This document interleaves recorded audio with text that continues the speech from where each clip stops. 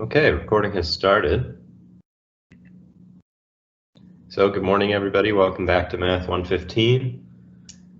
Let's see. Before we start, how is everyone? Hopefully you feel an improved sense of wellness after the wellness day.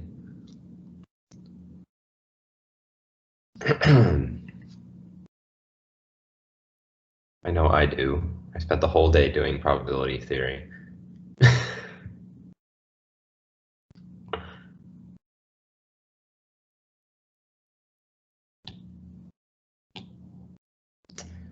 Okay, so let me cast here.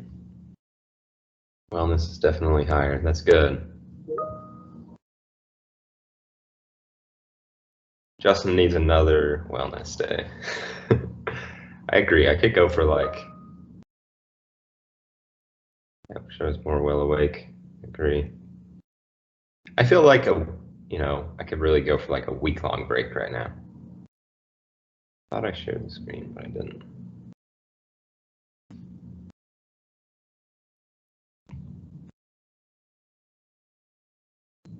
All right, there we go.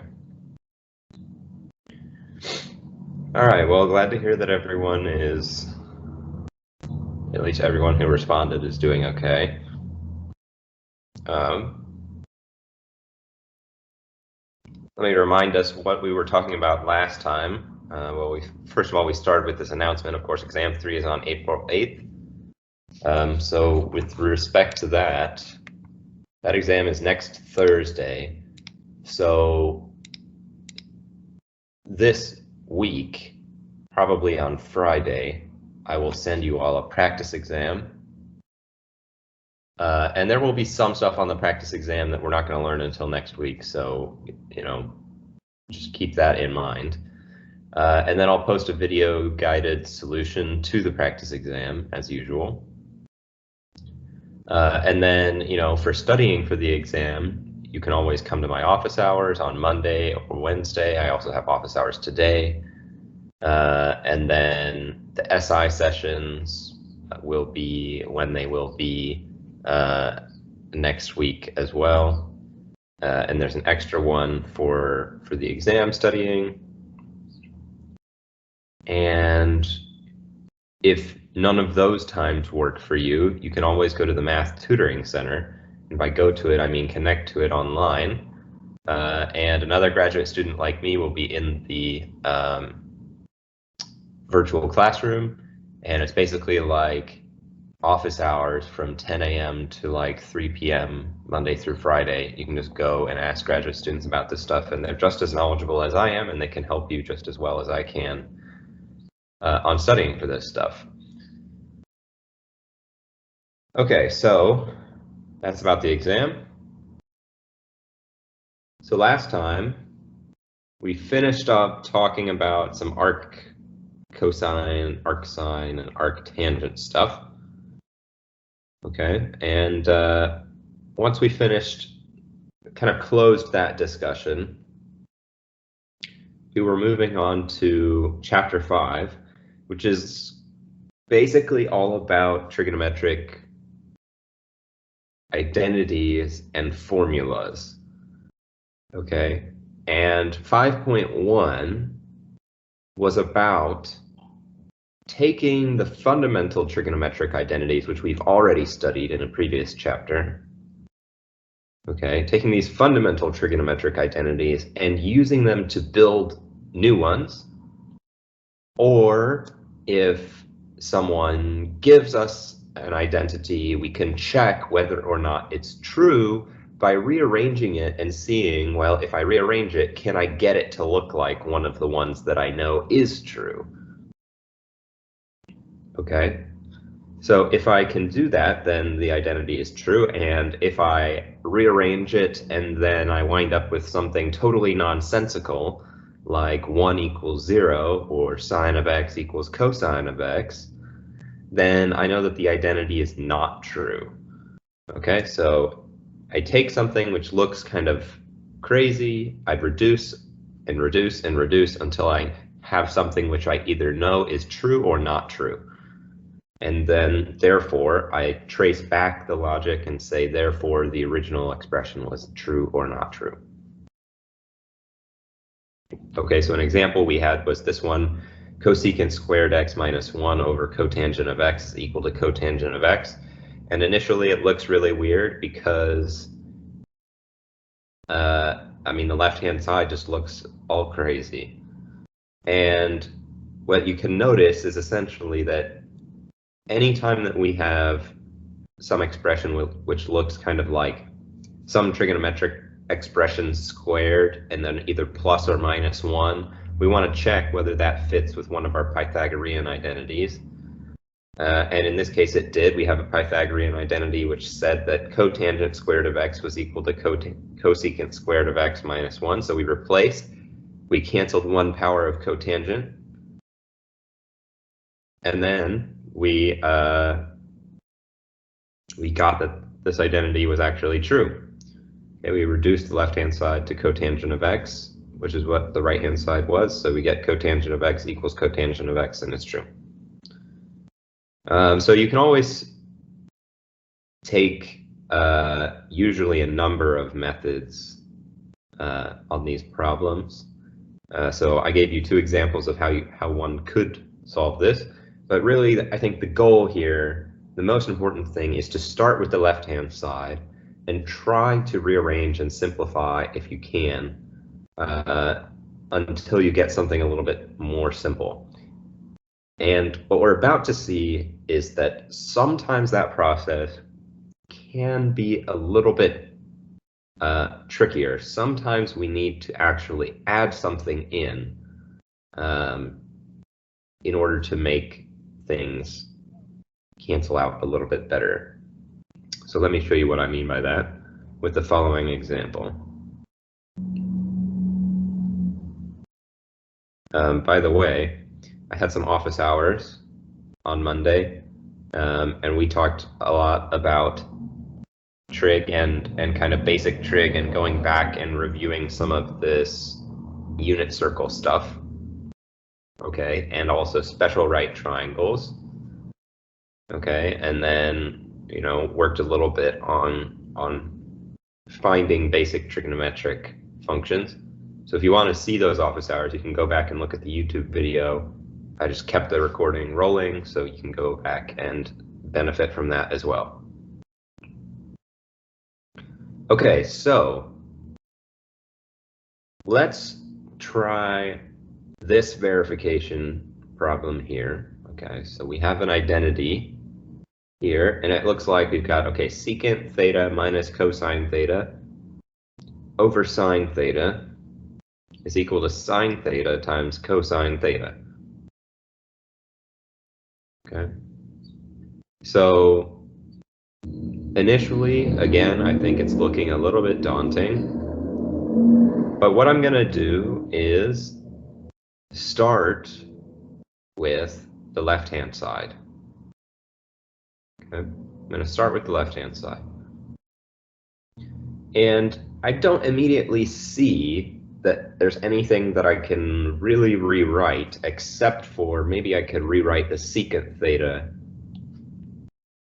as 1 over cosine. So let me try doing that. Let's just rewrite the left-hand side as 1 over cosine minus cosine theta divided by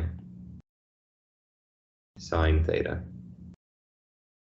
And this is supposed to be equal to sine theta over cosine theta. But I'm going to put a question mark above the equal sign because we haven't checked whether this is really true yet. Okay. Now, I don't really see anything on the left-hand side which looks like any of my identities. But I want to focus in on the numerator of the left-hand side and ask you guys, is there anything that I could do to this numerator? Okay. is there anything I could do to this numerator that would make this expression look a bit more like one of my trigonometric identities? So let's see. My question to you guys is, can I do something to this numerator so that it looks like a Pythagorean identity?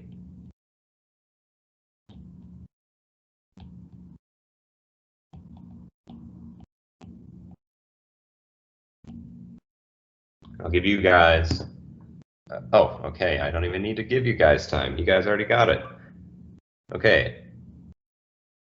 Morgan, Abdulrahman, and Sam, you guys are on it. We can multiply by cosine. Okay, so if we do that, let's write it down. Yes, multiply by cosine.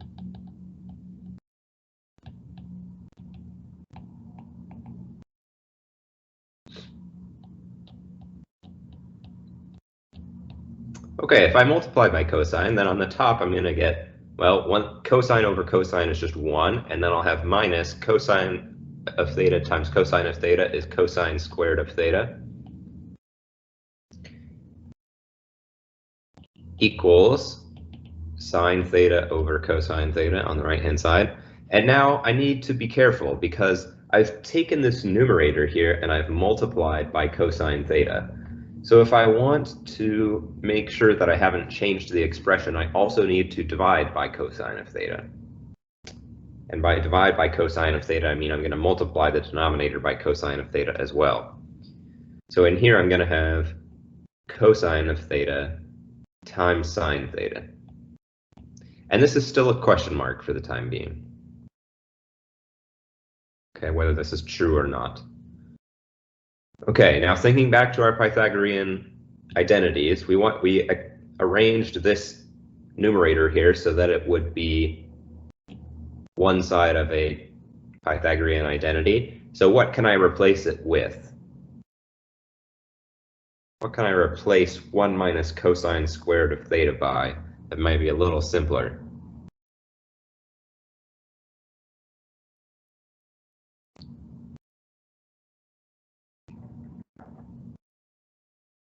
Well, let's check. We have our handy chart of all these Pythagorean identities, and I just want to look for one. I just want to look for one which is involving cosine squared. I just want to look for one which is involving cosine squared of x and 1. It looks like the only one that involves cosine squared at all is this first one here. So if I were to move this cosine over, we would have the identity sine squared x is equal to 1 minus cosine squared of x. And this right-hand side is exactly what we had originally in our numerator down in the problem. Okay, so this is how I want to do these problems. I just want to come back and take a look at this table here with all these nice identities all written together and check them and see if there's any way that I can rewrite stuff. Okay, so cosine squared x and 1, we should be thinking sine squared x. So let's go back. Oh, I went too far. This was equal to sine squared x, or sine squared theta, I guess is what we've been writing. Okay, so let's rewrite. We get sine squared theta divided by cosine theta times sine theta. And again, we're trying to check, is this equal to sine theta divided by cosine theta? Well, we have sine squared theta divided by cosine theta times sine of theta. Okay, so we can cancel 1 power of sine theta in the numerator and the denominator. And the denominator just becomes cosine theta. And what do we get? We just have sine theta over cosine theta is equal to sine theta over cosine theta. And this is true. This is like a reflexive type of relationship. Everything is equal to itself, right? So we verified that this statement is true. And now we just trace back. We say, well, this statement means the exact same thing as this statement, which means the exact same thing as this statement, which means the exact same thing as my original statement. So they are all true. Okay? That's how this chain of logic works.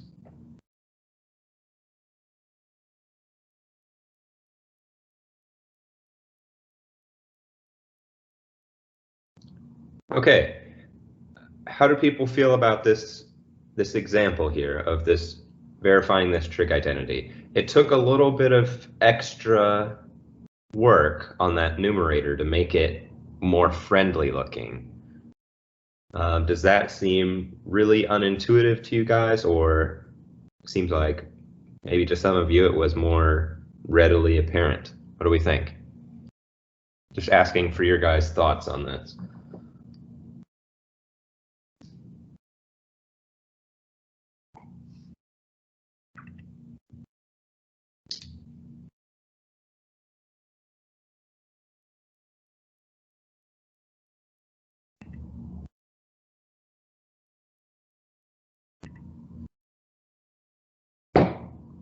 Sam says he feels pretty good about it. Heidi agrees.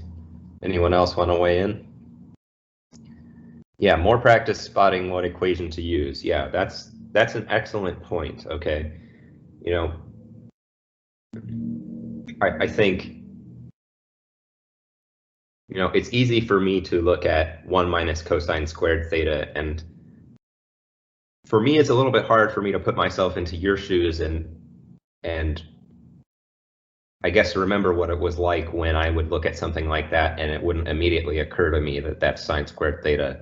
So yeah, my recommendation is when you wind up in a situation like this where you have this 1 minus cosine squared theta, don't try to just have all of these identities memorized.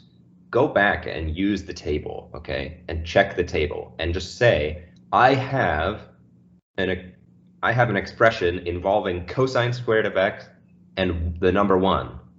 And just check one by one. This one doesn't have a square. No squares, no squares, no squares, no squares. Here are all my square identities, so it's going to be probably one of these. And of those, I have one involving cotangent and cosecant squared. I can get rid of that one. I have one involving tangent squared and secant squared. I can get rid of that one. And then it's really just about this last identity. It's the only one that has a cosine squared of x in it. So that's how you can know that that's the one that you're going to need to use. And after a while of doing these problems, you'll start to get a feeling about these Pythagorean identities, and you'll start to recognize, okay, yeah, this looks just like that one, or this one just looks like that one. And then you might not have to come back to this table at some point, but you can always do so, and you'll have the table on the exam. So, that's to your benefit.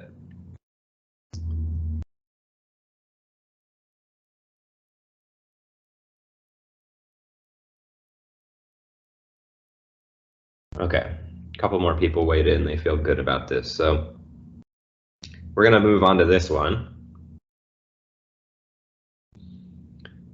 Okay, and I'm going to preface our discussion about this one, okay, by saying that this one is a pretty hard, well, I'm not sure if it's pretty hard per se, but in fact, it probably wouldn't be that bad.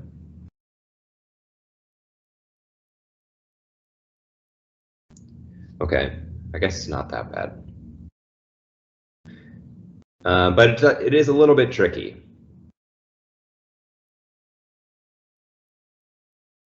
Okay, so here's what I'm going to do. I'm going to look at these two sides, and I'm just going to apply the logic which I've already given to you guys in terms of how we should begin with these problems, which I usually say start with the side which is more complicated. Okay, start with the side which is more complicated and try to reduce it. And this one's a little bit tricky because it's not immediately clear which side is more complicated. But I am going to say that the left-hand side is more complicated. And the reason is the left-hand side has a sum in the denominator, and we don't really like having sums in the denominator. Okay, we don't like having sums in the denominator. A sum in the numerator is not really a problem because you can just break this right-hand side up, right? You could make it 1 over cosine x plus sine over cosine x, like this. Okay, so that's not really a big deal. So my argument is that the left-hand side is more complicated for that reason. Sums and denominators are generally more difficult to work with. So I'm going to start with the left-hand side. Okay, so I have cosine of x divided by 1 plus sine of x. And my question to you is, there is a trick here that we can use. Okay, and I'll give you the guidance that we should focus on this denominator here. My question for you guys is there a trick I can use to make the denominator look like a Pythagorean identity?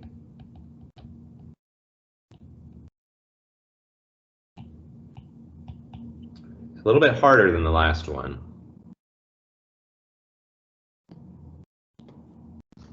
Okay, interesting proposal coming in from Sam. He says maybe we should multiply.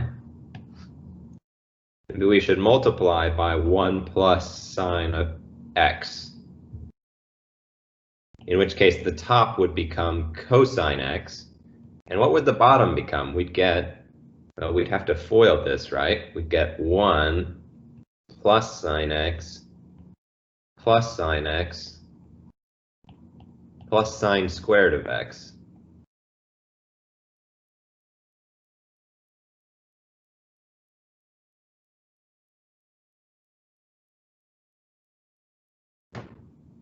Minus 1. So I like this idea, okay? When we multiplied it out, let's try to identify what's happening here. There's something going on which I don't quite like, which really has to do with these middle two terms. It's not that great that we produced these sine x terms, because this denominator now is just 1 plus 2 sine x plus sine squared x. And this doesn't really look like any of my identities. I have an identity which involves 1 and sine squared x, but this 2 sine x is really kind of giving me grief.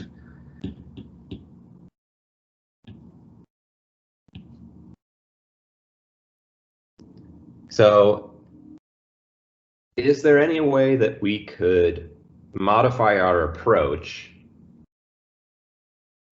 so that we don't actually produce these middle two sine of x's when I do this here? So that I just get something involving 1 and sine squared of x. But these middle two sine terms wouldn't wind up being in our final product.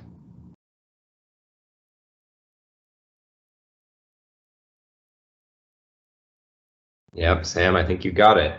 We could multiply instead instead of using a plus here, I'm going to replace this by a minus sign. And I'm going to multiply by 1 minus sine x. And then what happens? Well, we'll have 1 plus sine x, and then the other one, which comes from, okay, so f is 1, and o is the outside. We get a minus sine x instead of a plus. And then I, we multiply the insides, we get a plus sine x. And then L would be, we multiply sine x times negative sine x. So this top part would become, last part would become minus sine squared of x. And the amazing thing about this process is that now our middle terms are minus sine x and then plus sine x. So those cancel out. And we get cosine x over 1 minus sine squared x.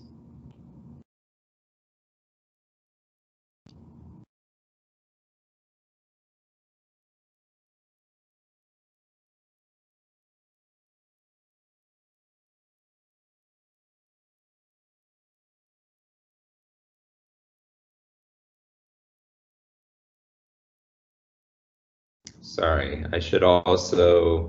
I multiplied something on the bottom, so I should also multiply it on the top.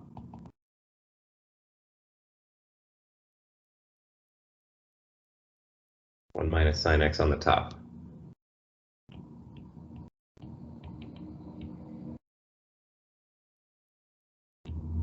Okay, so the answer to this question is yes.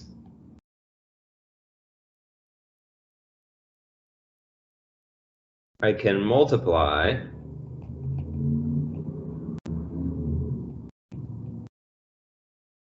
the denominator by ... And I'd like someone to fill in the blank for me of what we call it.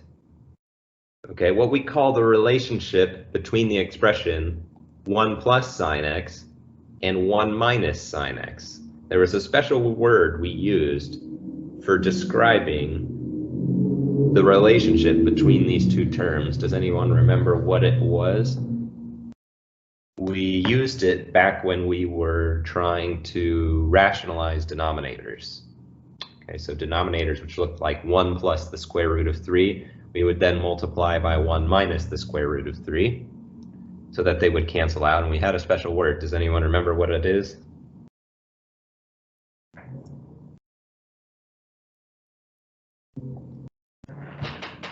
It starts with a C and it's kind of hard to spell.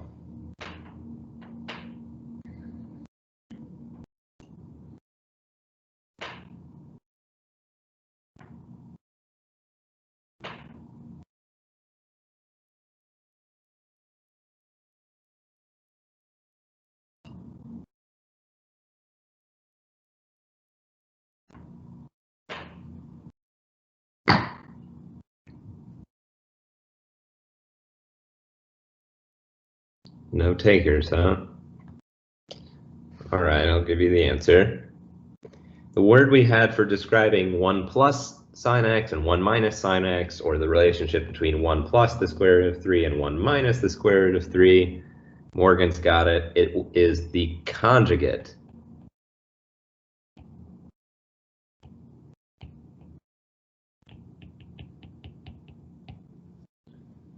Okay, we can multiply the denominator by the conjugate. Okay. So anytime I see an expression like 1 plus sine x, or 1 minus cosine x, or 1 plus cosine x, or 1 minus sine x, or 1 plus secant x, or 1 minus secant x, or 1 plus cotangent x, 1 minus cotangent x, all of this stuff. What you can do to transform these into a Pythagorean identity is just multiply by their conjugate. if I multiply by 1 minus sine x, then all of a sudden I've got 1 minus sine squared x. And that looks like one of our Pythagorean identities. And if I started with 1 minus sine x, I can multiply by 1 plus sine x and get the same result. Okay, so I can always do this.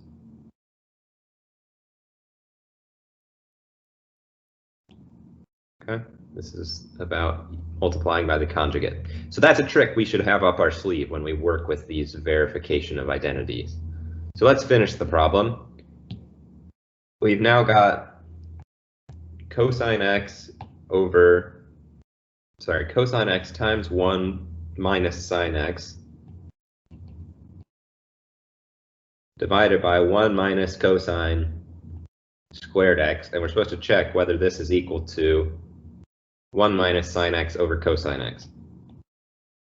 Sorry, the denominator should have been 1 minus sine squared x. 1 minus sine x over cosine x. We want to know whether this is true or not. Well, we can replace the denominator by whatever it's equal to with one of our identities. So I'll scroll back up. I know I have an expression involving 1 and sine squared of x. So I'll go back to my table and I'll look and check, are there any expressions here which involve the number 1 and the function sine squared of x? And yes, there is one. It's this one. But in order to make it look like what we want, we'd have to move the sine squared over to the other side, and we'd get the identity cosine squared x is equal to 1 minus sine squared x. And now this identity looks just like how we have it in our problem. So I'm going to replace 1 minus sine squared of x by cosine squared of x.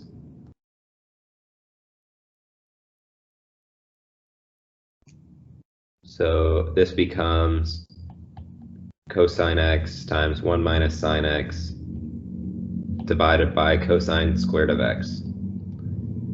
And we want to check, is this equal to 1 minus sine x over cosine x? And the answer is yes, because we can cancel 1 power of cosine x here. And on the left-hand side becomes exactly what we wanted it to be, 1 minus sine x divided by cosine of x. And we know that that is equal, in fact, to itself. So this is a yes, and therefore this is a yes, and therefore this is a yes, and therefore our original problem is a yes.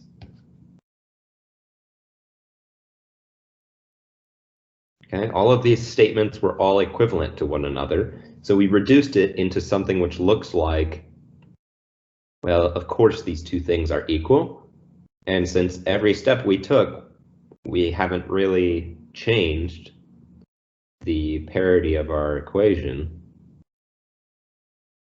Okay, it's all of these statements are equivalent. Okay, so that's maybe what I would call like a dirty trick that we have to have up our sleeve when we work on these things. Don't forget about multiplying by conjugates. It's always useful for creating expressions which look like differences of squares, and differences of squares look like our Pythagorean identities. Okay. Any questions about verifying identities in this way? Could be very general or more specific to this problem.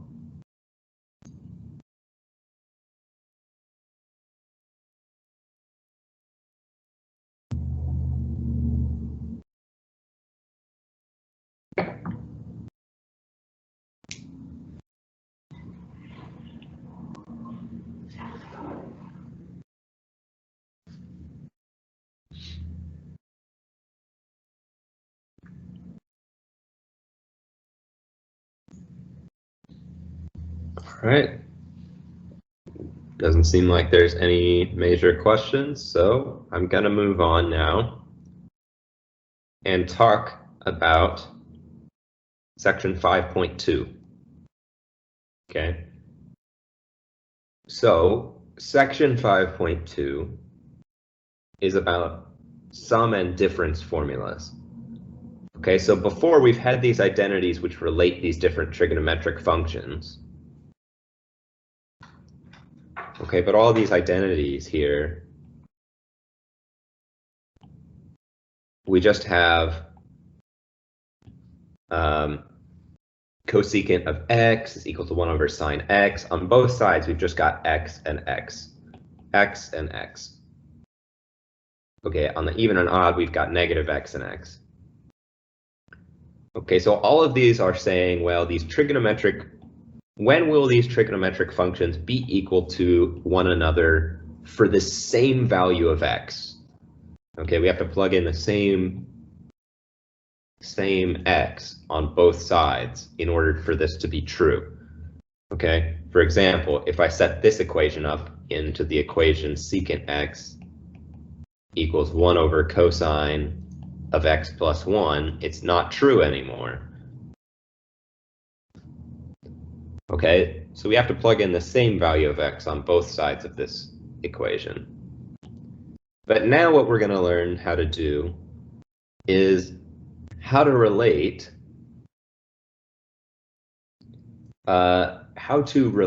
something like cosine of x plus y.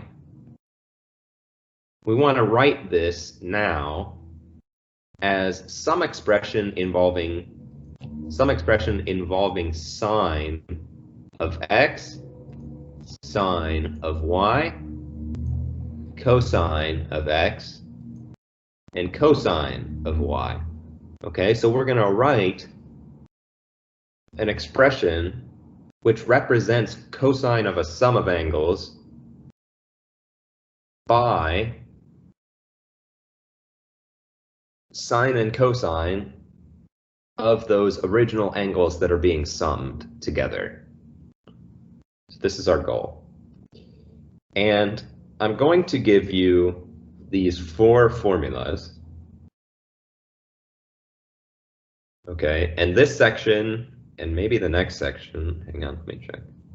Oh yeah, this section and the next section,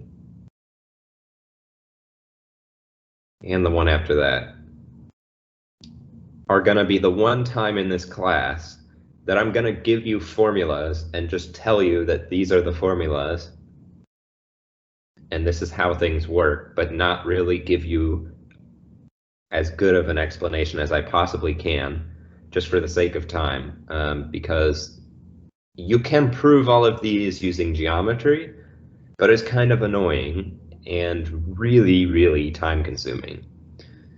And these formulas, to be honest, are lesser used, I guess. They're not as commonly used, but we need to learn them. So this is the one time in the class that I'm going to give you the formula and not spend a whole lot of time talking about where the formula comes from. Okay, but I will tell you how to use the formula, which is the following. If we want to evaluate cosine of x plus y, for example, if I want to evaluate cosine of, why don't we do like 75 degrees? If I want to find cosine of 75 degrees, well, I can write 75 as 30 plus 45.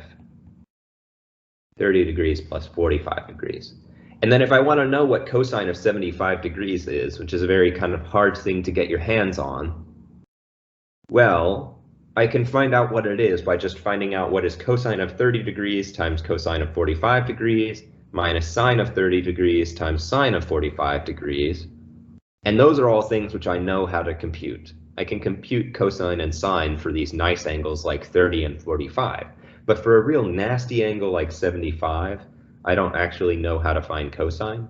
So that's where these formulas are really useful, is we can compute cosine and sine of angles which are not so nice, as long as we can express that angle as a sum of angles for which we already know the values of cosine and sine. Okay, so here's how they work. Here's how they work. We have cosine of a sum of angles, okay?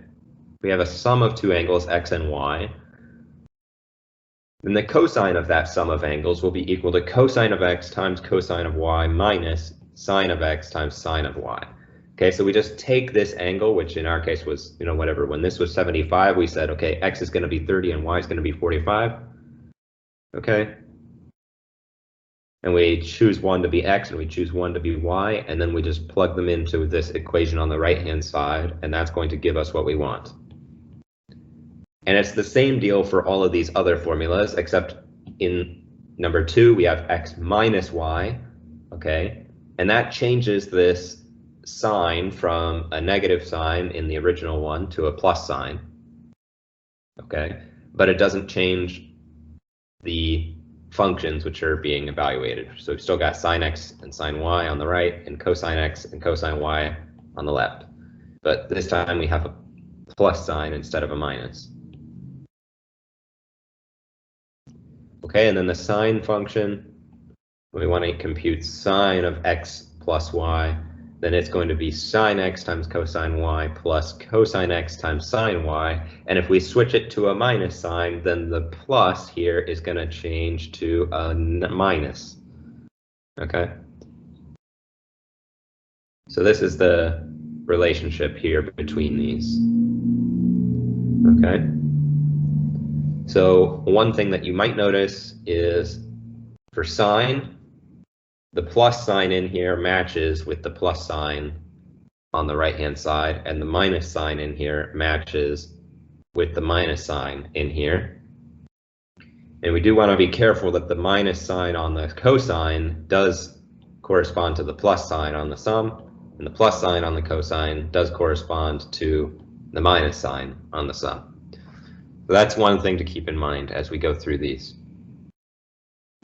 Okay, so the way we're going to use these problems, or we're going to use these equations, is we're going to start with something which looks like the left-hand side, i.e. we're going to try to evaluate sine or cosine of something which we don't know how to do. Okay, and we're going to try to write the angle inside as a sum or difference of angles which we know how to compute the cosine and sine of. And since we know the right-hand side consists only of cosine and sine of those angles, then everything on the right-hand side will be known, and we can solve for what we want on the left-hand side. Okay, I know this might be a little bit abstract at the time being, so let's make it more concrete with an example. So let's use the sum rules to find the exact value of sine of 75 degrees. Okay, so I think this is one I already described. We can express 75 degrees as a sum or difference of angles which we know how to find sine and cosine of.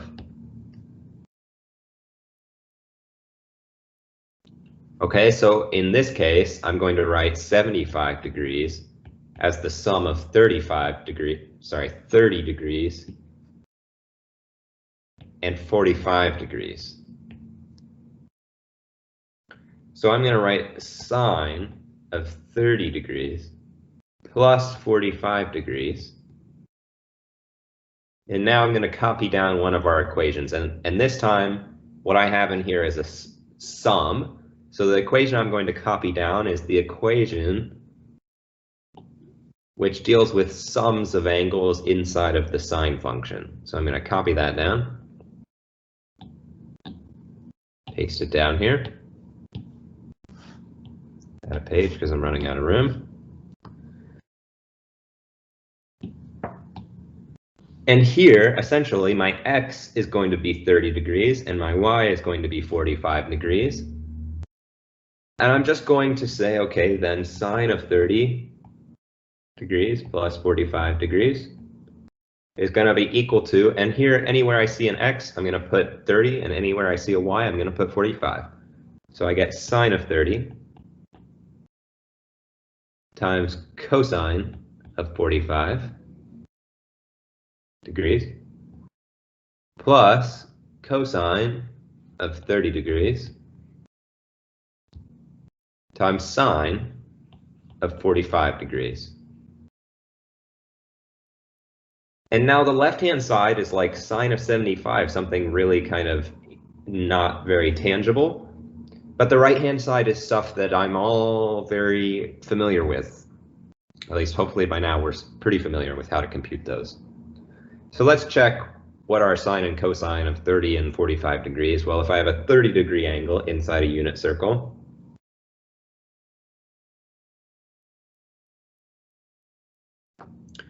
well, what does it look like? It looks like 1/3 of a 90-degree angle. And I know that this is a 30, 60, 90 triangle. And I know that the radius is length 1. So I know that the side across from the 30 is going to be 1/2. And the side across from the 60 is going to be square root 3 over 2. So I know that this point right here, which is on the unit circle, is going to be the point root 3 over 2, comma, 1/2. And these values correspond to cosine 30, comma, sine 30. Okay, so this is just review of how we figure out what sine and cosine of 30 degrees are. And then if I want to do 45 degrees, well, what does it look like?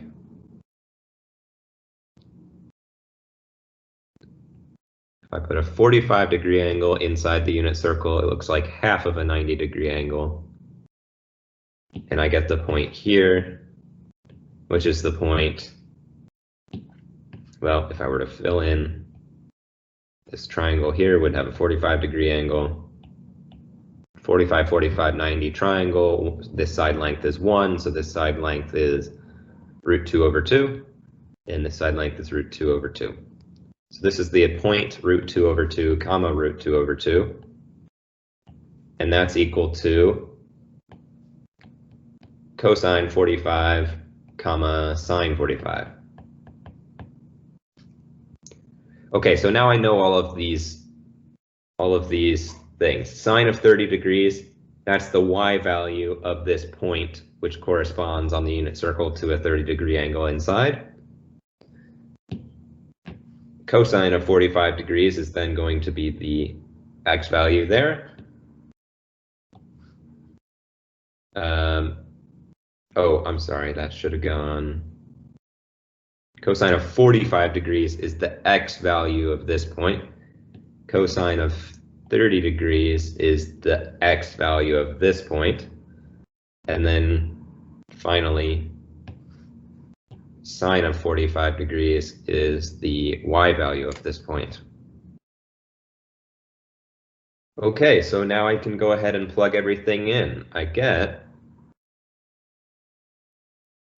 sine of 75 degrees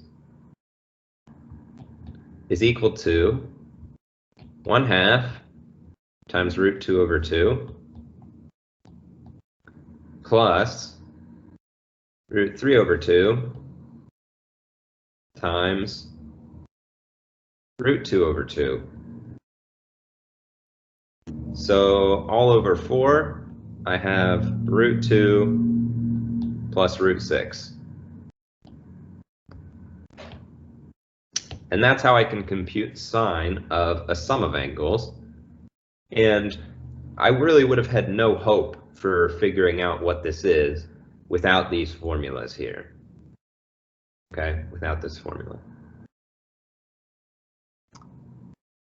All right, so that's a basic example of a sum and difference problem. Next time I'll get you guys more involved with this next example. So this will be for the class tomorrow.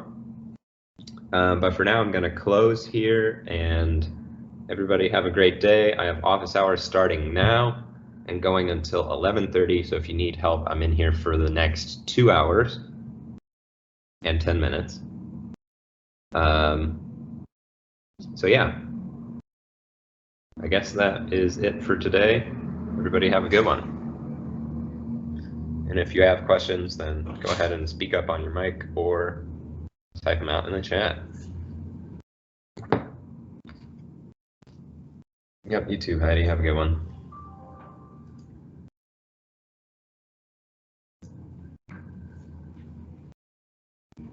Thanks, Rudy. You too.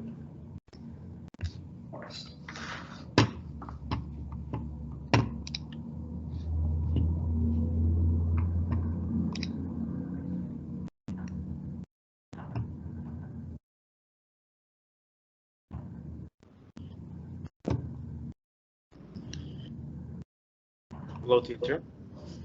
Hi, Abdurrahman. How's it going? Good go. How about you? Pretty good. I do have a question regarding the homework. Okay. Okay. The question says use the inverse trigonometric identity to find the exact value of the expression below.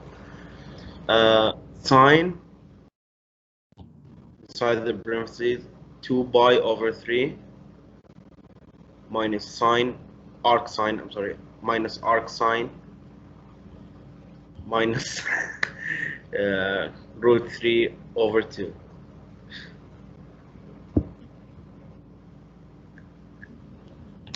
Okay. My problem is not finding the value. My problem is to find the equivalent of this function.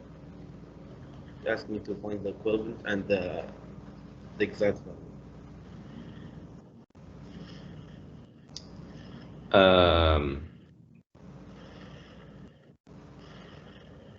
Find the sorry, what's the what number is the problem?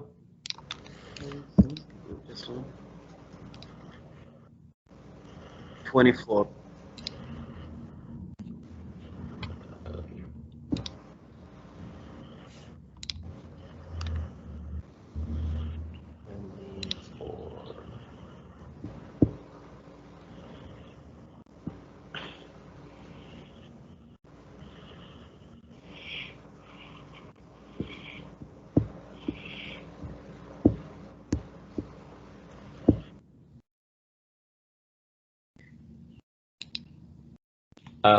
Okay, so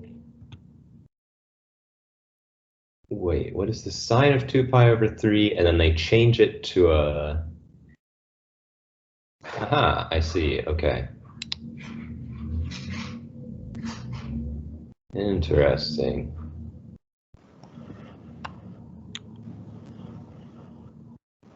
Let's see if we can figure this out together. So it looks like... Lots of question like this. Yeah, I was thinking like that and said, hoping the teacher not giving back this question and then them. Okay, so here's how this problem is supposed to go. Essentially, we need to figure out which of these 4 responses is equivalent to our original problem, and then we need to solve for actually how do we get the numerical value. So it sounds like you've already figured out what the numerical value is, and we just need to figure out which of the options is equivalent, right? Yeah. So we have 4 options. Let me make sure mine is the same as yours. It is. Okay, cool. So first is, okay, we'll do A, B, C, D. First option is, okay, is it equivalent to sine of 2 pi over 3 plus sine inverse of root 3 over 2?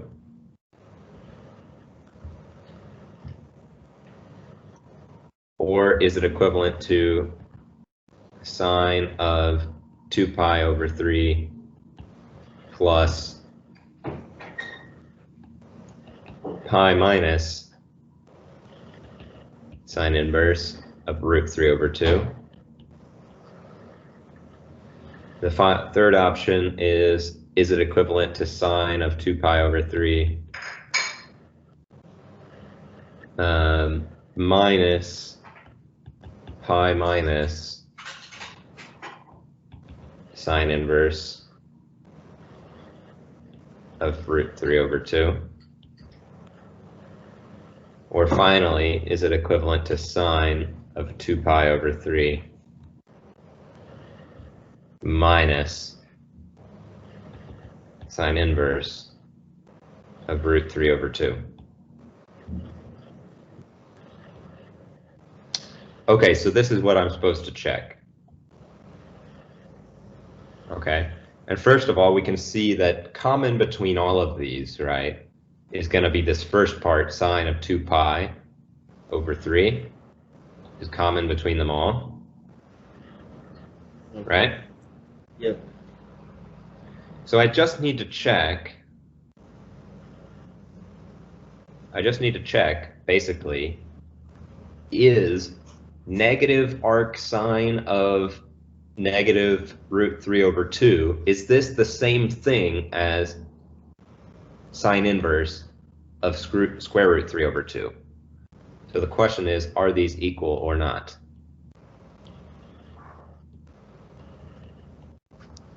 Right? Yeah. And what I'm going to do is I'm just going to check for each of these whether they're true or not. Okay, whether those two things are equivalent. Okay, so let's check the first one. Let's check, okay, is negative sine inverse of root 3 over 2, negative root 3 over 2, is that the same thing? So question mark, is that the same thing as sine inverse of root 3 over 2? It's not. Okay, well, let's check. Let's check if it is or not. Let's compute sine inverse of negative square root 3 over 2. Well, what I would do is I would draw a unit circle. And root 3 over 2. And I'm going to draw a point on the unit circle whose y value is negative square root 3 over 2.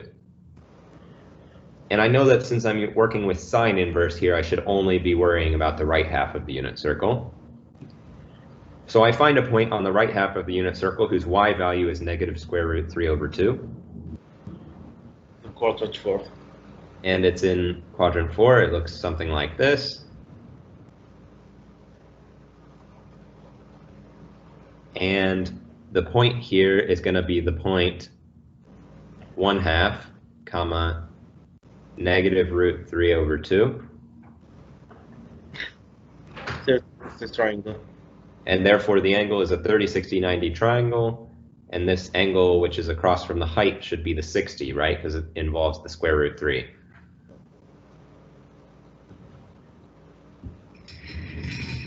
Okay, so what is sine inverse of negative root 3 over 2?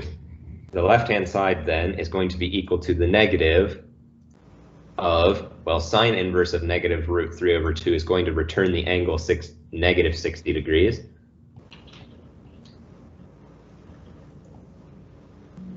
So in the end, this is the angle 60 degrees. Do you agree? Yeah, I do. I forgot the minus. Aha. Yeah, I forgot. Yes, so the angle here, we got to remember it's going down in this direction. So if we rotate an angle clockwise, it's a negative. Okay, so sine inverse produces a result which is between negative pi over 2 and pi over 2. That's the range.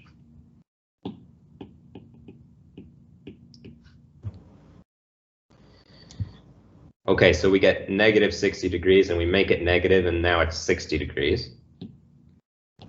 And now let's let's evaluate what is the right-hand side. Well, the right-hand side says do sine inverse of square root 3 over 2. So I'm going to draw a unit circle again.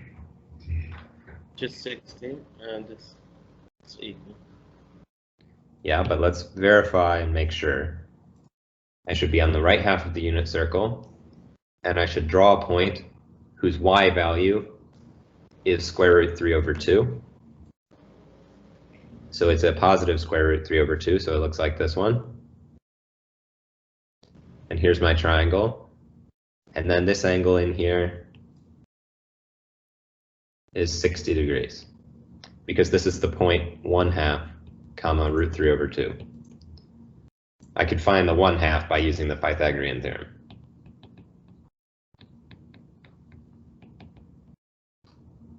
This is 1. This is root 3 over 2. And this is 1/2. Okay, so now the right-hand side is 60. So the question was whether these two things were equal to one another. And by evaluating each of them, we found that the left-hand side is 60 and the right-hand side is also 60. So yes, they are equivalent.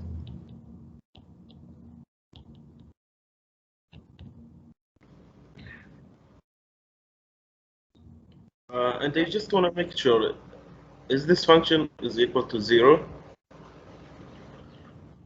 Hang on one second. Let me put my headphones on.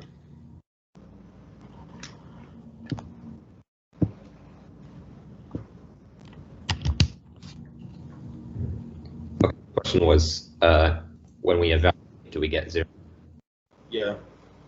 Well, let's check. We found out that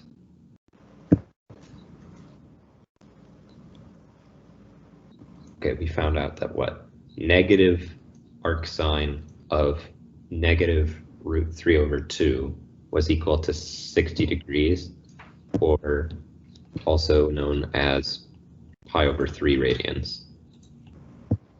Right? Yeah. So this expression here, including the minus sign,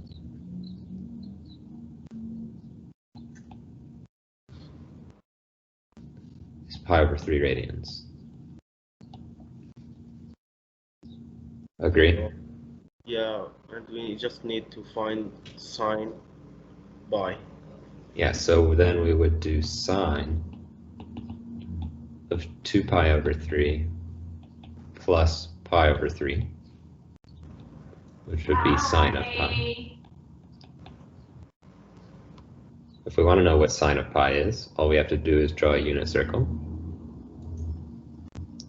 In which direction does the angle pi face? In the second quadrant, and it will be equal to 0 and 1. Well, yes. So, okay, so my question is, all the way is 2 pi, halfway is pi, right? And then Yeah. pi over 2 is here, and 3 pi over 2 is here. Okay, so our angle is exactly the angle like this, such that our original side is facing to the right, and our terminal side is facing directly to the left. And so if we check for the point on the unit circle which corresponds to the terminal side, it's this point right here, which is the point -1, 0. And if we look at the y value of that point, it'll be equal to sine of pi. So we get sine of pi is equal to 0.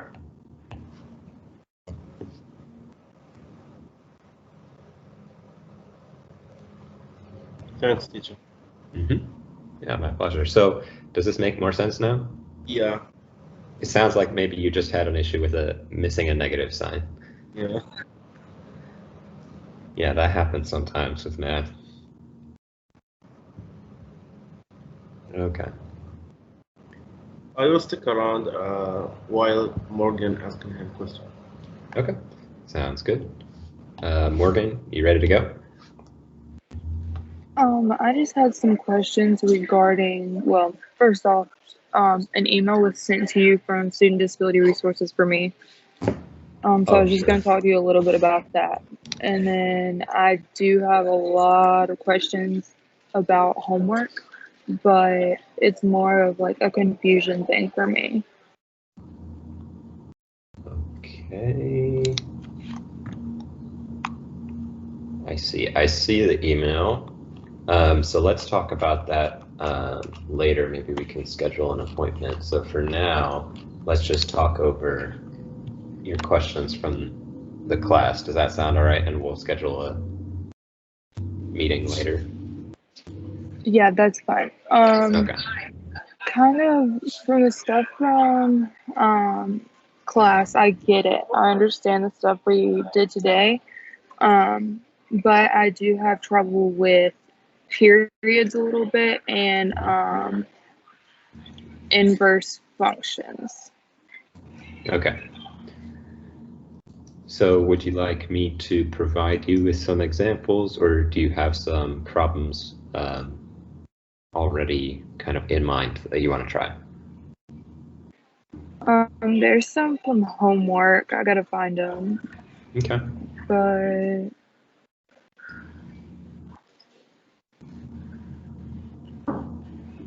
okay, so we'll just start with domain and range of like sine, like the inverse of sine x. Okay. I got a thing for that. Here it is. Okay. Okay. I need to write that down. So, for finding the domain and range of these functions, here's what I don't want you to do. I don't want you to look at this table and memorize the domain of sine inverse is -1 to 1, and the domain range of sine inverse is -π/2 to π/2, and whatever. I don't want you to just look at this and memorize those facts. What I want you to do is understand what is the purpose of the sine inverse function. And if you understand the purpose of the sine inverse function, then the domain and range will come naturally. So let me describe what the purpose of the sine inverse function is. And to do so, I'm going to take us back to what is the purpose of the sine function. The sine function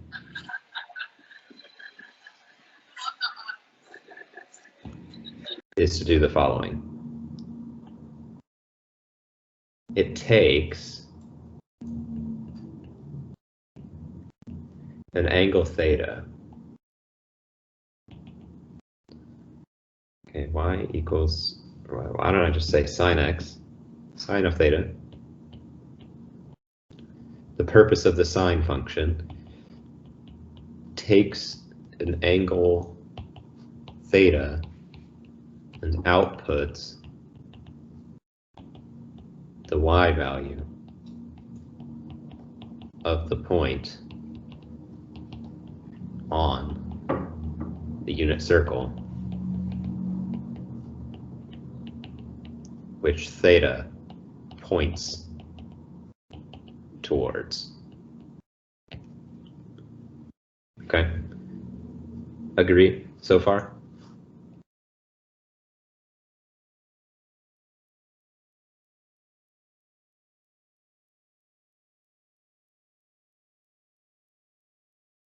You still here, Morgan? Yeah, sorry, I was muted. Okay. So, do you agree with this characterization? Yes, Does this make sense? that does. Now, when it comes to inverses, like what is, like how does that play a role into this? Exactly. So, well, let me ask you, what is your understanding of an inverse? What is the, I guess, the purpose of an inverse function as opposed to the original function?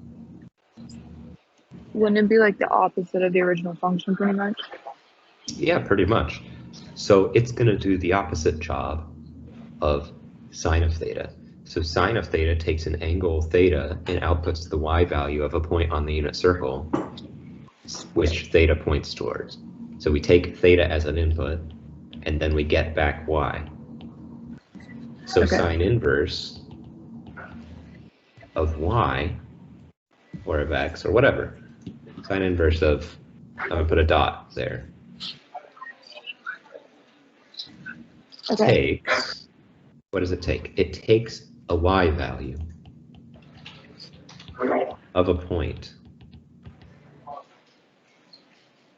on the unit circle. And what's it going to give us back?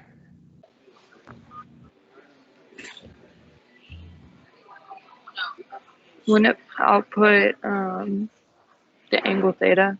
Yeah, it's going to give us now an angle theta. It takes a y value and it gives us an angle theta. And outputs the angle theta, which points at a point on the unit circle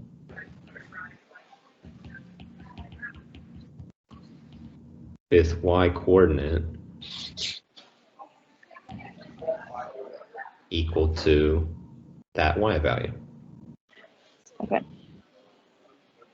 Okay.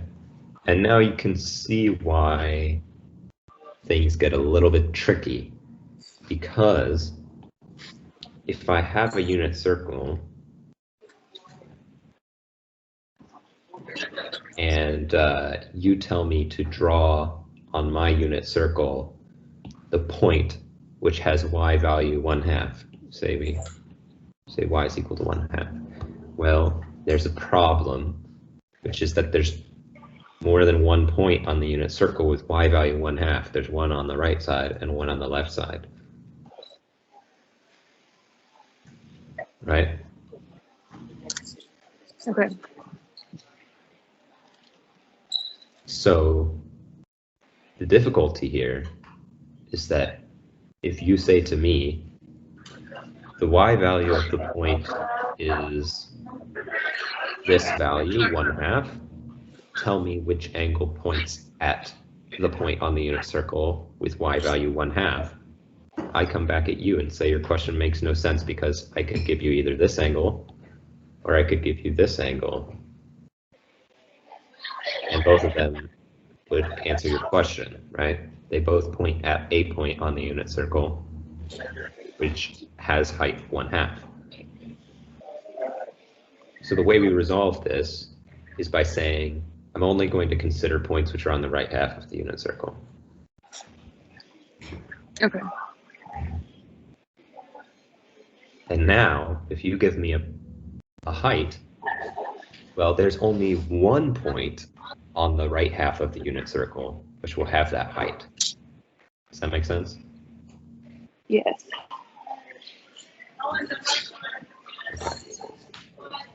So,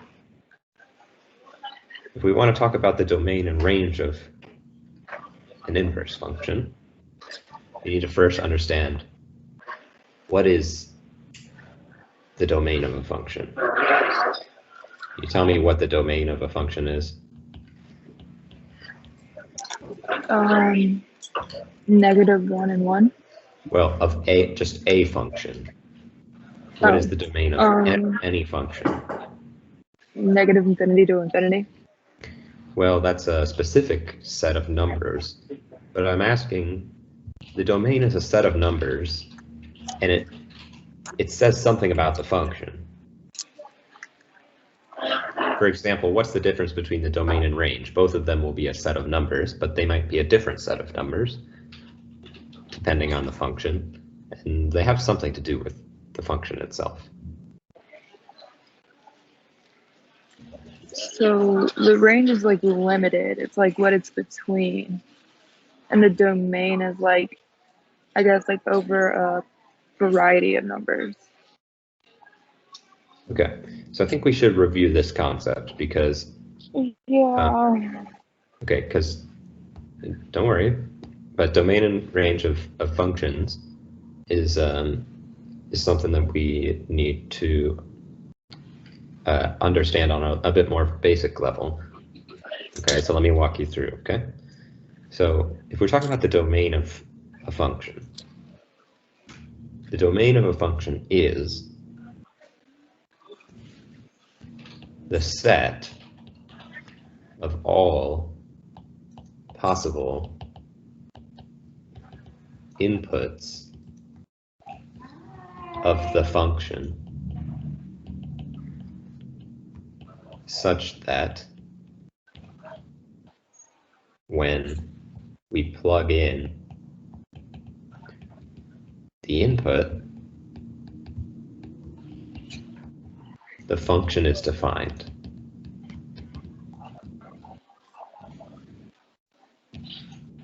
Okay, so the domain of a function is the set of all possible inputs. Okay, so what are the inputs of the sine inverse function? It takes a y value of a point on the unit circle. The y value of a point on the unit circle. So if I want to understand what the domain of the sine inverse function is, rather than memorizing that, okay, it's just -1 to 1, what I should instead memorize or learn is that the domain of a function is the set of all possible inputs of a function. And I know that the inputs of the sine inverse function are the y values of points on the right half of the unit circle. So if I want to know what is the set of all possible inputs, I need to check what is the set of all possible y values of points which are on the right half of the unit circle. You still with me? Yes. Okay. So if I check, well, what are all possible y values of points on the right half of the unit circle? Well, the smallest possible y value is going to be the one which is the lowest in the coordinate plane, right? Because the y value means we go up and down. And the lowest point is going to be down here at the very bottom of the unit circle. Okay. And what is the value of the y value at that point? It might be because it's like a huge batch of schedule. So, like, Southwest was batch. So this point down here. Wouldn't that be 0? Well, it has a point in the coordinate plane. We don't want to track activity, and then I can just use an email alert. Point in the coordinate plane has x comma y, right? Is how we express it. Where the x tells us how far left and right. And the y value tells us how far up and down. Okay, I will try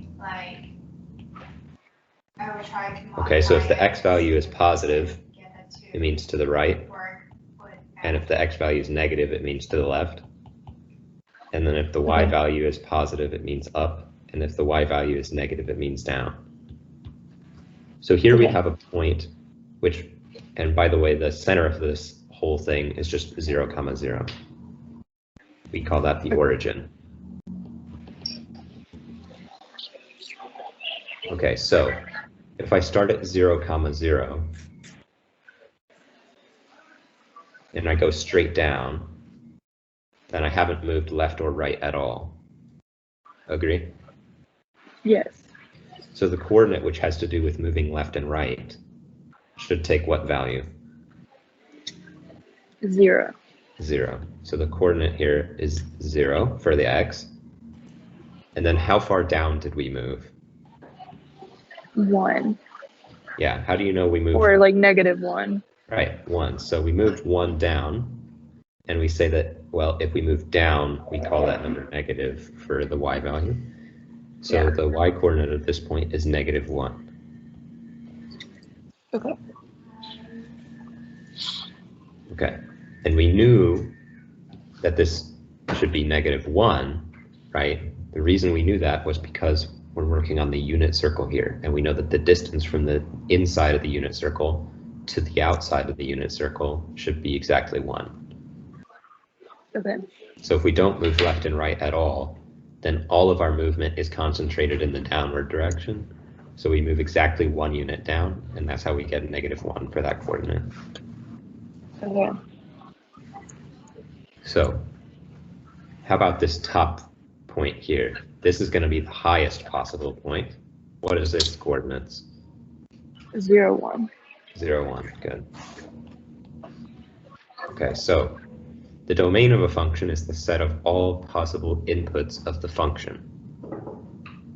So if I want to consider what is the set of all possible inputs for the sine inverse function, I need to check, well, what is the input of the function? And this statement here says the input of the function is going to be a y value of a point on the unit circle. So what is the smallest possible y value of any point on the unit circle? -1. -1. Very good. So the domain, the smallest value in the domain is going to be -1. And then we're going to have a bunch of points in between, right? Which have various heights. Mm-hmm. Some of them have heights which are higher than others. But they all have a height which is smaller than the highest possible point. And the height of that point is what? 1. 1. Okay, so do you see how I got the domain of this function? Yes. Okay. Okay, do you see how I got the height of this function? Or not the height of this function, Yeah. the domain of this function by taking a look at the inputs, like what is the input actually representing? And then understanding on the unit circle, well, what does the input represent? And so what possible values could that input maybe take? And we decided that it should take a value from -1 to 1 because, well, the lowest possible point on the unit circle is down here at 0, -1, and its y value is -1. And the tallest possible point on the unit circle is up at the top, and its y coordinate is +1. Okay. So this is how I got the domain of the sine inverse function. So my next question is so say we have because my next question was going to be about the tangent, the inverse function of tangent, but it was the range of it, but we'll get to that in a minute. So if we do the domain of any cosine, inverse cosine, inverse tangent, will it still keep the domain of -1, 1? Not always. Okay. I'll explain in a minute. Before we move on to that, though, I think we should complete the picture just for sine inverse. Okay, so what I want to do before we go and talk about cosine inverse and tangent inverse is I just want to talk about the rest of the picture for sine inverse. And one thing we have left to talk about is what is the range. Okay? Okay. So, let me add a page.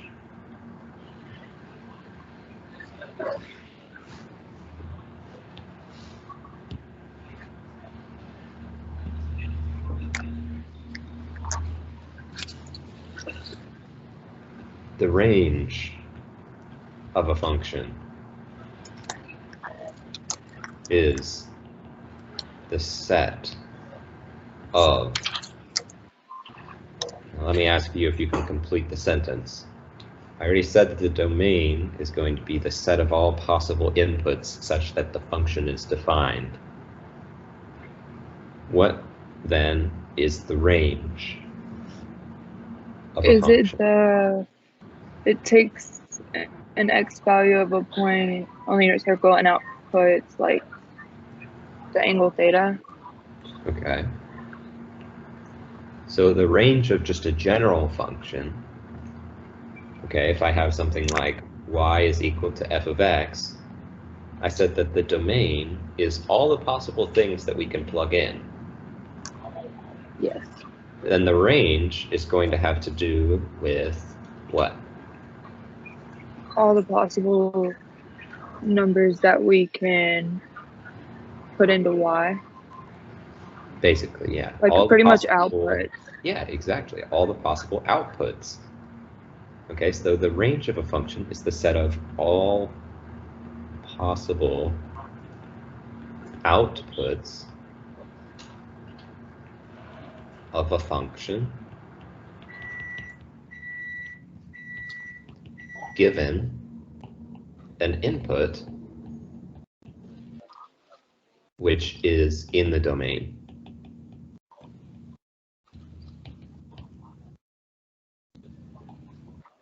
Okay? So the domain is the set of all possible inputs of the function. So for example, one thing that's not in the domain is the point, is this value for sine inverse. One thing that's not in the domain is, say, we take, for example, y equals 3. Then essentially what you're saying is, okay, I have a point on the unit circle and its y value is 3. But here's the issue. Here's this line y equals 3. There's no point on the unit circle which has a point which is that tall. You see what I mean? Yeah. So it's not really defined.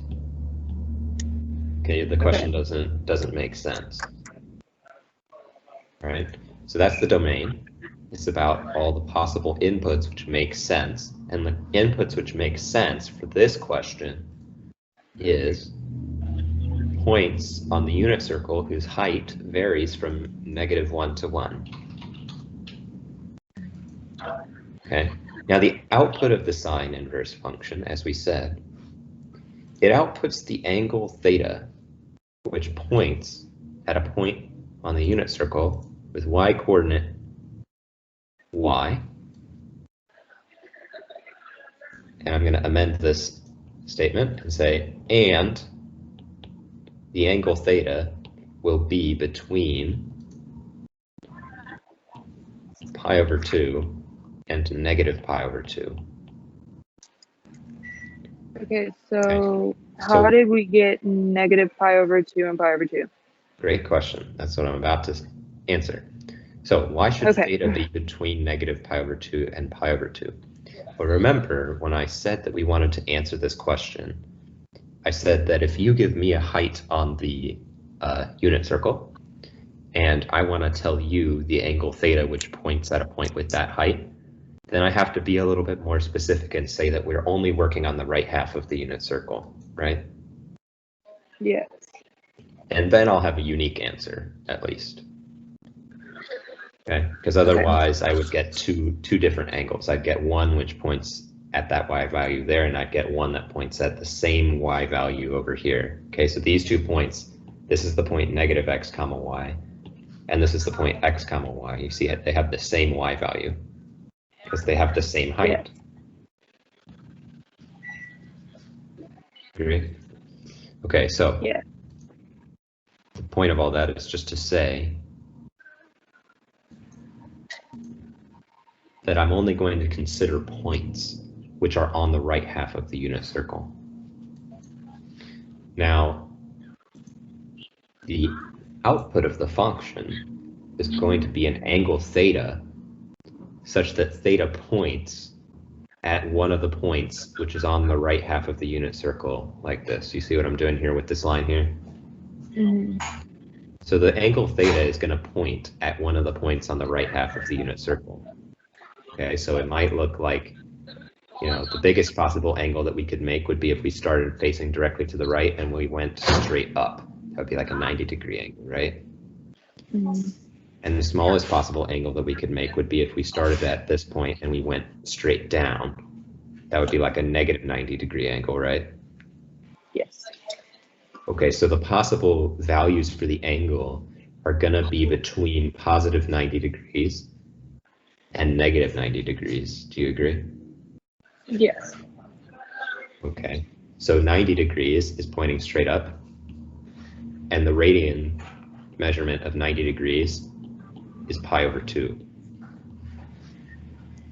Now negative 90 degrees is pointing straight down, and the radian measurement of negative 90 degrees is negative pi over 2 radians. Okay. So this is why theta should be between negative pi over 2 and pi over 2.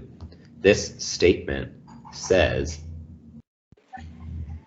we're on the right half of the unit circle. Okay.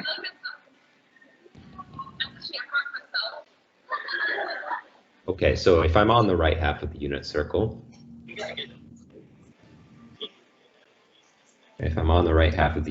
what's the largest possible angle theta which I could get from a point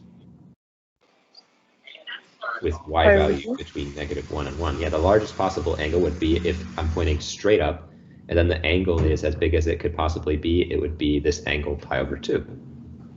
Okay. So that's the largest possible output of our function.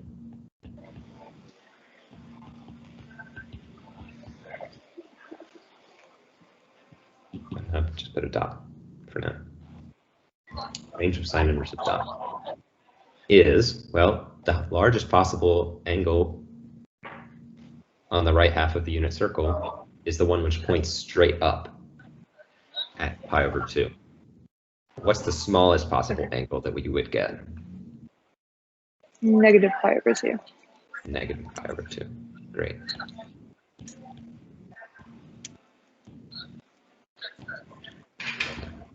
Okay, so let me complete the understanding with a couple of quick checks.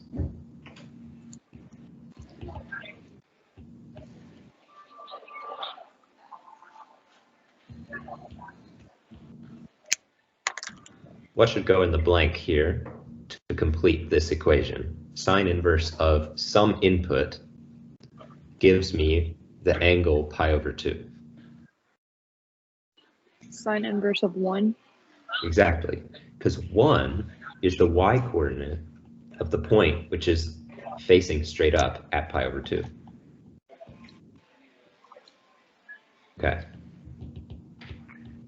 Now, sine inverse of 0 is equal to blank. What should go in my blank here? 0. 0, right? Because this 0 inside our parentheses here is the y-coordinate of the point on the unit circle, right? Which is on the right half of the unit circle. And there's one point on the right half of the unit circle whose y value is 0. It's the point 0, 1, which is to say not up and down at all. I'm sorry, it should be 1, 0. Which is to say we move right 1 and not up and down whatsoever.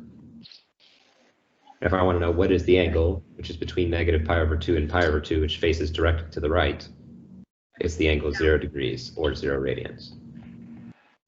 Okay. So you're correct. We should have a 0 in here. Okay. So is that statement true to the inverse of cosine and tangent as well? Okay, let me get to inverse of cosine next, and then we'll do inverse of tangent after that. So before we move on, though, is everything clear for the sine inverse function? Yes, my only question is when do we use points on the left side of the unit circle? Okay, so here's my cheat sheet for you. Okay. Sine inverse. If we're using the sine inverse function, we are always on the right half of the unit circle.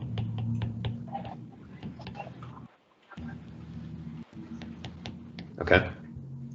In other words, our angle theta will be between negative pi over 2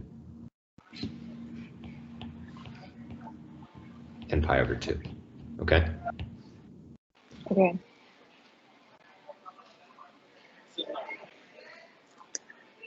Same is also true for tan inverse. Okay. For cosine inverse, we are always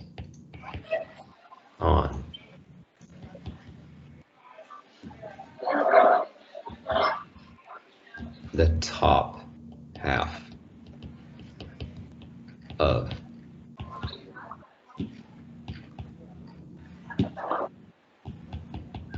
the unit circle.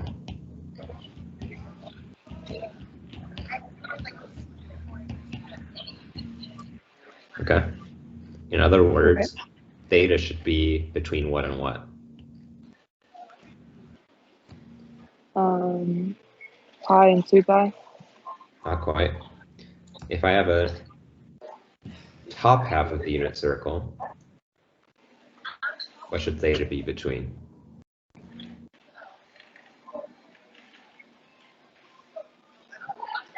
What's the measurement of the angle which faces directly to the right? Isn't that pi? Pi.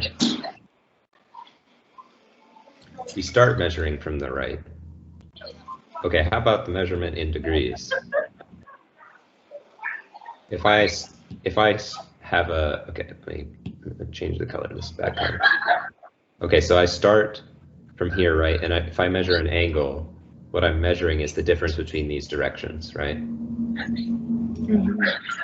So if I have an angle which looks like this, and it gets closer and closer and closer and closer to being basically the same direction as my original side, then what should the measurement of this angle be? Shouldn't that be like 0 and 180 or something like that? Yeah, it should be, well, it should be 0 and not 180. 180 would be facing the complete opposite direction. You see? So theta should be between 0 and 180. Exactly. So here's 0 degrees and here's 180 degrees. Okay. So the way we describe the set of angles which points on the top half of the circle should be that it should be between 0 degrees, which an angle measurement of 0 degrees means that the two sides of your angle are facing in the same direction. There's no difference between their direction.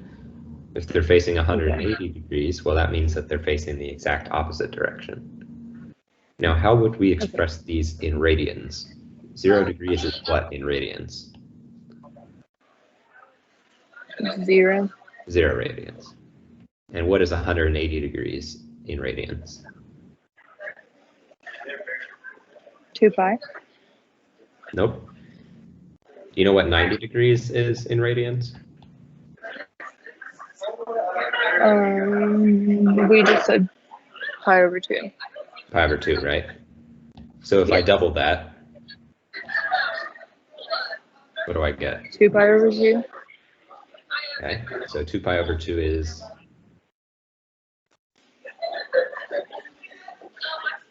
Pi. pi. Okay.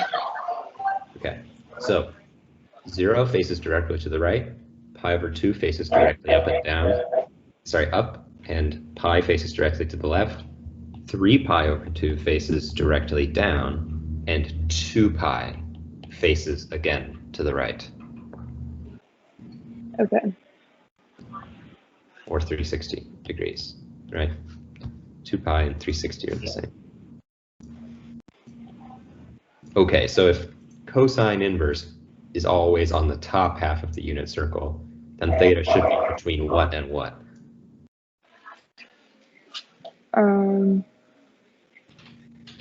0 and pi. Good. Okay. Okay, so let me briefly explain why cosine is always on the top half of the unit circle. Cosine inverse does the following. Well, first of all, let's repeat what we said for cosine theta. What does cosine theta do? It takes an angle theta and outputs what?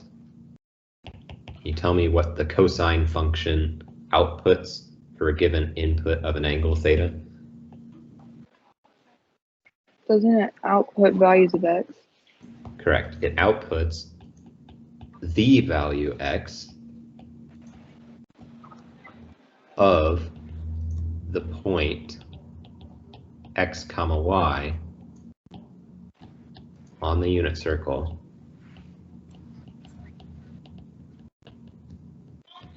which theta points towards. So you give me an angle theta. What do? I put it somewhere inside my unit circle. I don't know where it is. Could be pointing anywhere, really. Maybe it's pointing here. Okay, at this point. And then this point has coordinates x comma y. And for a given angle theta, the x coordinate of the point on the unit circle, which theta points at, is what I call cosine of theta. Okay. All right. So let's describe what cosine inverse does. It's going to be real similar to sine inverse. Cosine inverse of, let me just put a dot for now. It's going to be an x value basically. Takes an x value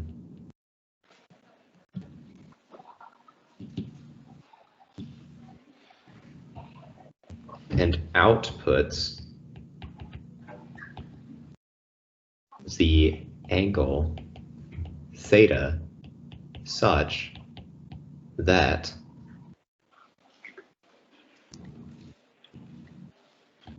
theta points at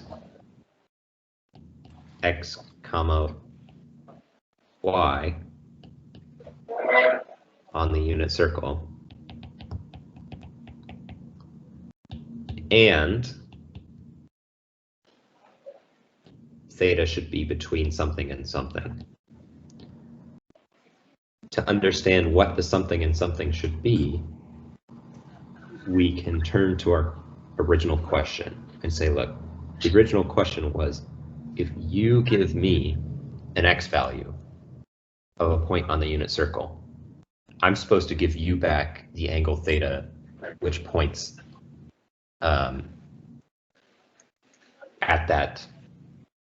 at a point with that x value, right?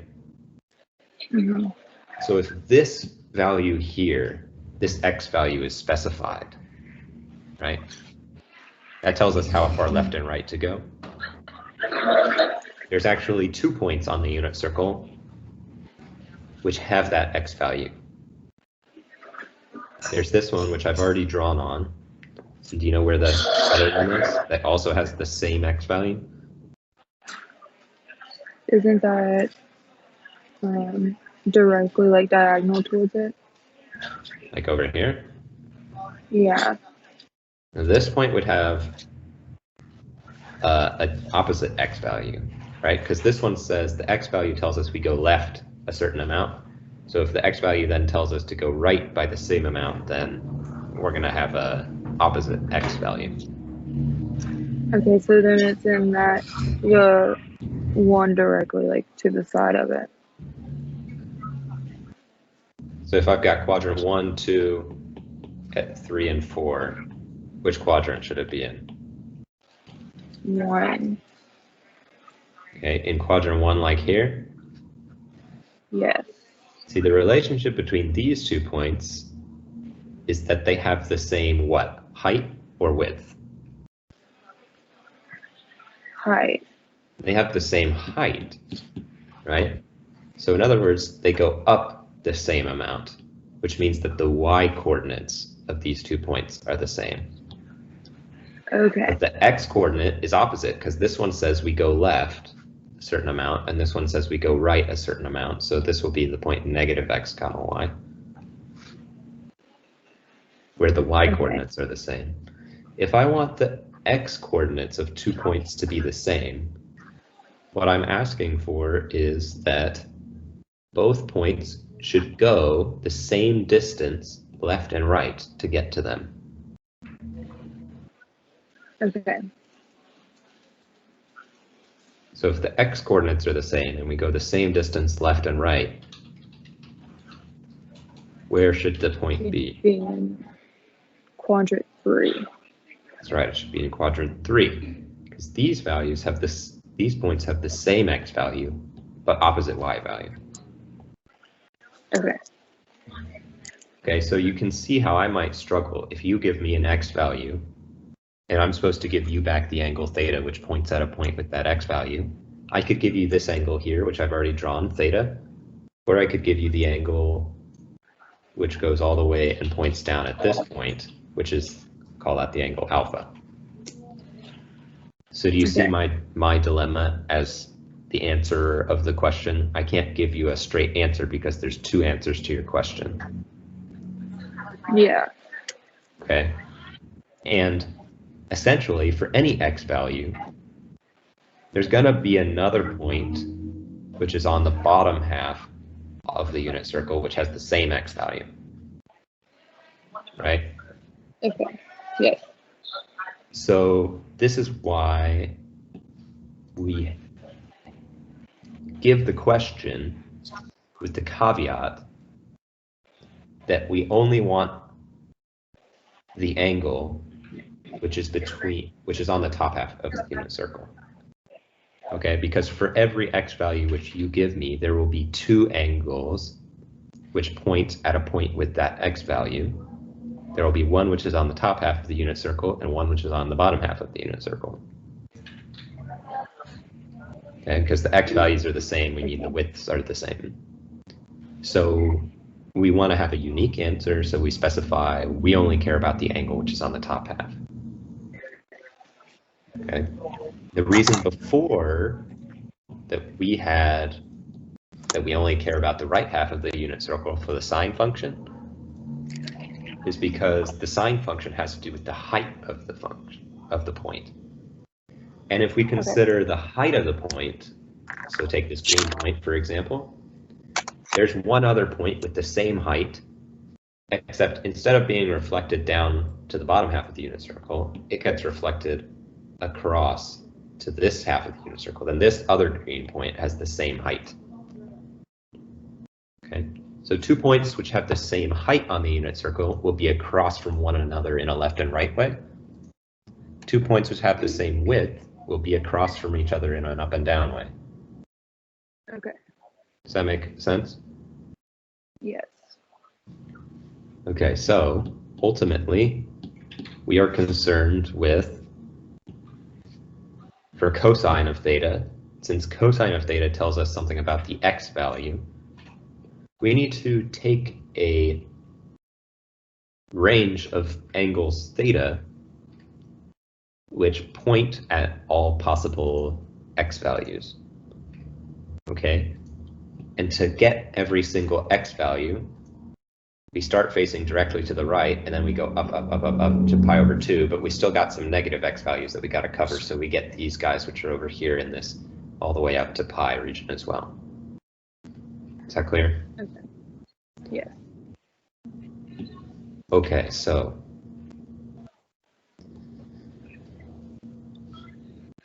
let's answer the questions about the domain and range of the cosine inverse function.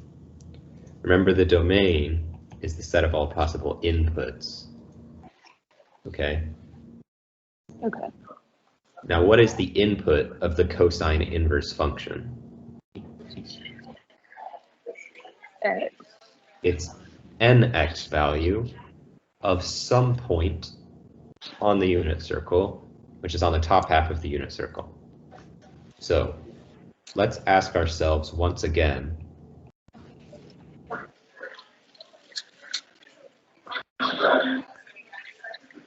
if we think about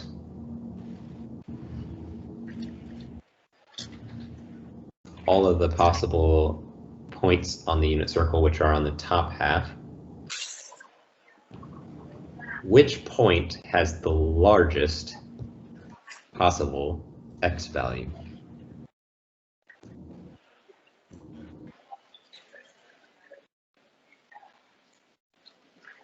Wouldn't it be the point on the right? It's going to be the point which is all the way on the right side. You're exactly right. And now remember, this point has coordinates something comma something. And the first coordinate should tell us how far left and right we go. And the second coordinate should tell us how far up and down we go, right? Yeah. So how far up and down is this point? 0. 0. And how far left and right is this point? 1. It's 1. So this is the point 1 comma 0.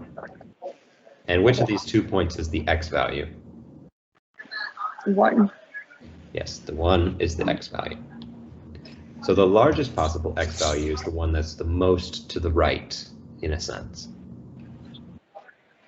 And the largest value that it takes is 1. So for example, I couldn't plug into a function some point like 1.5, because if you ask for what is the value theta which points at a point on the unit circle whose x value is 1.5, the answer makes no sense because there's no point on the unit circle whose x value is 1.5. It's not on the unit circle. It's too big. Okay. Okay, so 1 is the largest possible input of our function. So the domain here has 1 on the right-hand side. Now, what's the smallest possible x value of any point which is on the top half of the unit circle? -1. Yes, and where does it happen? On the left side. All the way on the left side, and the coordinates of this point are what? -1 and 0. Good. Okay, so we get -1 in here, and that's the smallest possible x value. Okay. So this is kind of how I want you to think about finding the domain of these functions rather than looking at this table. I mean, this table's useful in some sense, gives you an idea, but I want you to understand why these domains are the way that they are, because that's something that you will remember for the exam and be able to make use of it in a more helpful kind of way, I guess. Yeah. Okay, so then what should the range of the cosine function be? Well, what is the output of the cosine inverse function? It takes as an input a value x of a point on the unit circle, and it outputs the angle theta, which points at a point x comma y, which is on the top half of the unit circle. So our question is, if the x value of our point is between -1 and 1, and we're on the top half of the unit circle, what are the possible angle values, right, that I can have that point at points on the top half of the unit circle? Should it be 0, 0? 0 is the smallest possible angle value. That would be pointing straight to the right. What's the angle value pointing straight up? 90 degrees. Okay, and how about pointing Pi straight over to the 2. left? 180, which is pi. Okay, so if our angle can be anywhere between here and here, and our angle is ultimately the output of our function, and the range describes the set of all possible outputs, what should the range of the cosine function be? 0, pi. Very good, 0 comma pi.